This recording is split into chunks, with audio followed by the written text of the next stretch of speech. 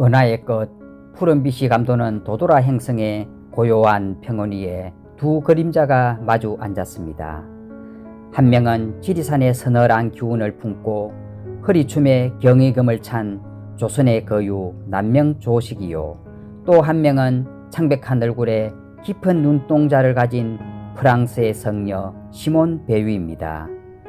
억겁의 시간을 넘어 만난 두 영혼 사이로 성성자 방울소리가 맑게 울려 퍼집니다. 남명이 방울소리를 멈추고 부드럽게 묻는다. 낯선 곳에서 온 여인이여, 그대의 눈에는 세상을 다 품고도 남을 슬픔과 그 슬픔을 태워버릴 불꽃이 동시에 보이는구려. 조선의 선비로서 묻노니 그대는 누구이며 어찌하여 그 가냘픈 몸으로 천하의 고통을 다 짊어진 듯한 기색을 하고 있는가. 그대처럼 맑은 영혼이 어쩌다 이토록 고단한 흔적을 몸에 새기게 되었소. 어르신, 저는 풍요로운 가문에서 태어나 남들이 부러워하는 최고의 학문을 닦았습니다. 천재라는 칭송을 들으며 철학교사가 되었을 때 제 앞에는 비단길이 놓여 있었지요. 하지만 제 마음은 늘 낮은 곳 고통받는 이들의 숨소리를 향했습니다. 저는 여자의 몸으로 안락한 교단을 버리고 기름때 묻은 자동차 조립 공장으로 들어갔고, 파시즘의 폭력에 맞서 스페인 내전의 한복판에 총을 들고 섰습니다. 나치에 저항하는 레지스탕스로 활동하며 감옥에 갇힌 동포들이 굶주리고 있다는 소식에 저는 도저히 목구멍으로 밥을 넘길 수 없었습니다. 나만 배부른 것은 그들에 대한 배신이라는 생각에 마지막 순간까지 식사를 거부하다 34살의 나이로 죽었습니다. 제 삶은 오직 타인의 고통과 하나가 되기 위한 처절한 분투였습니다. 남명이 안타까운 듯 묻는다. 지식인이 제 몸을 던져 현장의 아픔을 겪기란 말처럼 쉬운 일이 아니거늘 그대는 어찌하여 그 안락함을 스스로 걷어찼는가. 학문이란 모름지기 마음으로 깨닫는 것, 그대는 이것만으로 충분치 않았단 말인가. 어르신, 머리로만 아는 진리는 가짜라고 느꼈습니다. 저는 노동자들의 삶을 이해하고 싶었던 것이 아니라 그들과 똑같이 되고 싶었습니다. 내가 배고프지 않는데 어찌 굶주림을 논하며, 내가 모욕받지 않는데 어찌 억압을 말하겠습니까? 노동자들의 조건에 대해 말하기 위해서는 그들과 똑같은 조건 속에 있어야 한다고 생각해 알톰 전기차 공장과 르노 자동차 공장에 평범한 여공으로 들어갔습니다. 가냘픈 체구와 만성 두통을 앓던 저에게 공장 일은 지옥과도 같았습니다. 공장에서 일하는 동안 나는 노예의 낙인을 내 몸과 영혼에 영원히 새겼습니다. 그곳에서 나는 인간이 겪는 모든 고통이 곧 그리스도의 순환임을 깨달았습니다. 실천이 없는 철학은 영혼 없는 인형과 같았기에 저는 제 몸을 불태워 그 현장을 증명해야만 했습니다. 스스로 노예가 됨으로써 자아라는 장벽이 허물어진 자리에 세상 모든 고통받는 이들이 들어오는 신비한 경험을 했습니다. 내가 사라져야만 진리가 들어올 공간이 생겼습니다. 남명이 눈가에 이슬을 머금고 묻는다. 그대의 고집이 지리산의 바위보다 단단하구려. 그런데 그대가 말하는 중력과 은총이란 것이 도대체 무엇인가? 우리 선비들은 하늘의 이치를 따르려 평생을 바치는데 그대의 이치 또한 그와 닿아 있는가? 어르신, 중력은 우리를 끊임없이 낮은 곳으로 끌어내리는 마음의 본능입니다. 복수하고 싶고 자랑하고 싶고 남을 지배하고 싶은 그 질긴 이기심이 바로 영혼의 중력이지요.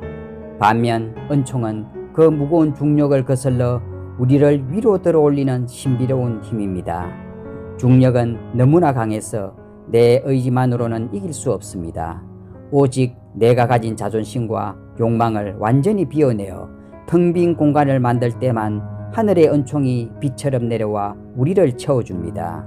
신이 세상을 만들기 위해 자신을 비웠듯 인간이 신에게로 가는 길 또한 오직 스스로를 비우는 길뿐입니다. 자아를 비운다는 것, 그것은 나를 위해 보관해 두었던 나의 모든 과거와 미래를 포기하는 것입니다. 내가 사라진 그 빈자리에만 비로소 참된 사랑이 흐를 수 있는 법이지요. 나를 죽여 하늘을 닿는 것, 그것이 제가 배운 유일한 지혜였습니다. 남명이 흰 수염을 만지면서 허허, 그것이 바로 내가 창조한 경, 항상 깨어있는 타자를 공경하는 마음과 통하는구려. 그런데 그대는 그것을 주의 집중이라 불렀소. 주의 집중이 어찌 인간을 구원할 수 있단 말이오. 어르신 구도자여, 서둘러 신의 이름을 부르며 달려가지 마십시오. 신은 당신의 열광적인 외침보다 고요한 기다림 속에 계십니다. 억지로 빛을 만들려 하지 말고 어둠 속에서 시력을 기르며 인내로서 자아를 지워가야 합니다. 우리는 신을 찾아 나서지 않습니다. 신이 우리를 찾아내실 때까지 기다릴 뿐입니다. 내 자아를 죽이고 타자의 고통에 온전히 주의를 기울이는 것, 그 맑은 시선이 머무른 곳에 신이 임하십니다. 주의 집중은 곧 나를 비워 타자를 수용하는 가장 고귀한 기도입니다. 고귀한 사랑은 거리가 멀다 해서 결코 줄어들지 않습니다. 거리는 오히려 사랑이 순수한지 아닌지를 시험하는 척도가 될 것입니다. 공부의 목적은 지식을 쌓는 것이 아니라 훗날 신과 이웃으로 향할 수 있는 주의력의 근육을 키우는 것이라 믿습니다. 자아를 투사하지 않고 타자를 있는 그대로 바라보는 그 맑은 시선이 있다면 동양의 선비나 서양의 구도자나 같은 별빛 아래 서 있는 한 형제일 것입니다. 남명이 연민의 눈길로 묻는다. 하지만 여인이여, 마지막 순간에 치료와 식사를 거부하여 생을 마감한 것은 너무나 가혹하지 않은가? 그대의 육신 또한 하늘이 준 귀한 선물일진데 어찌 그리 처절하게 자신을 내려놓았소? 어르신, 제게 죽음은 고통받는 이들과 나누는 마지막 성찬이었습니다. 런던의 병실에서 저는 프랑스의 굶주리는 동포들을 생각했습니다. 그들이 배급받는 식사량 이상의 음식을 넘기는 것은 제 영혼에 칼을 꽂는 일이었습니다. 폐결핵의 통증보다 더 아팠던 것은 저 혼자 누리는 안락함이었습니다. 사랑은 타자의 고통에 공감하는 능력입니다. 제가 식사를 거부한 것은 생을 포기한 것이 아니라 고통받는 이들의 생명 속에 녹아들기 위함이었습니다. 자아가 완전히 소멸되어 더 이상 나를 주장할 것이 없을 때 저는 비로소 은총의 손길에 이끌려 가장 가벼운 존재로 돌아갈 수 있었습니다. 어르신, 제가 잠시 지구라는 이름의 학교에서 고군분투하는 나의 형제들에게 제 못한 진심을 남길까 합니다.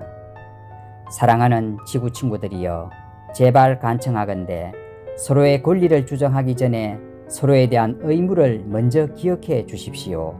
고통받는 이를 보거든 무엇이 당신을 괴롭히나요? 라고 묻는 그 짧은 관심, 주의 집중을 포기하지 마십시오.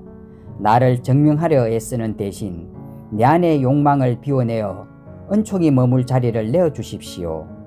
제가 미처 다하지 못한 사명, 세상의 불행을 외면하지 않고 그 곁을 끝까지 지키는 일을 이제 당신이 대신해 주십시오. 당신이 누군가의 눈물을 닦아주기 위해 당신의 안락함을 조금 내려놓을 때 그 빈자리로 세상에서 가장 따뜻한 은총이 스며듭니다. 중력에 이끌려 추락하지 마십시오. 전쟁과 정오의 불길이 일어날 때 분노 대신 깊은 연민의 눈물을 흘리십시오. 그 눈물만이 타오르는 중력의 불을 끄는 은총의 이슬이 됩니다. 세상의 평가나 언론의 요란한 선동에 당신의 영혼을 팔지 마십시오. 다수가 옳다고 말하는 거짓에 침묵으로 저항하고 오직 내면의 진리에만 귀를 기울이십시오. 비겁한 영합보다는 고독한 진실이 당신을 더 자유롭게 할 것입니다. 인생 후반전 은빛 인생들이여, 당신의 소중한 시간을 단순한 재미와 유희로 낭비하지 마십시오. 인생의 황혼은 쇠락의 시간이 아니라 공동체에 대한 무한한 책임과 하늘의 소명을 완성하는 축복된 시간입니다. 인류를 향한 헌신으로 당신의 마지막 불꽃을 태우십시오. 그때 당신은 신을 찾아 헤매는 부도자가 아니라 신이 당신을 통해 세상을 사랑하게 되는 아름다운 통로가 될 것입니다. 제가 남긴 이 비움과 헌신의 숙제를 이제 당신의 삶의 향기로 완성해 주십시오. 남명이 마지막으로 답한다. 그대의 처절한 사랑과 준엄한 꾸짖음이 이 우주를 울리는구려. 비움으로써 세상을 가득 채우고 죽음으로써 영원히 사는 법을 보여준 푸른별의 여인이여, 그대의 기도가 지상의 모든 이들에게 다 그들이 다시금 대지에 깊은 영혼의 뿌리를 내리기를 나 또한 간절히 빌겠네. 수행이란 안으로는 가난을 배우고 밖으로는 모든 사람들을 공경하는 것이다. 어려운 가운데 가장 어려운 것은 알고도 모른 척하는 것이다. 용맹 가운데 가장 큰 용맹은 옳고도 지는 것이다. 공부 가운데 가장 큰 공부는 남의 허물을 뒤집어 쓰는 것이다.